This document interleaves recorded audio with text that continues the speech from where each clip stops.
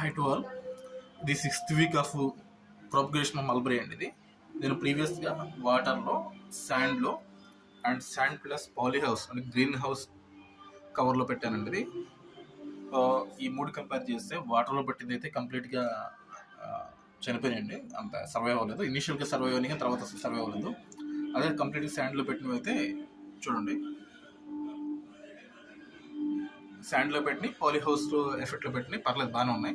ఇప్పుడు శాండ్లో పెట్టింది నేను చూపిస్తాను డెమో ఒకటి.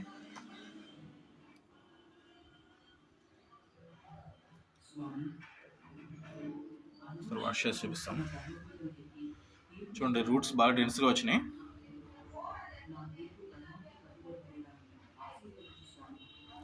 ఇంకో 1 month దీనిలో ఉంచేద్దాము, ఇంకా బాగా డెన్స్గా వస్తాయి.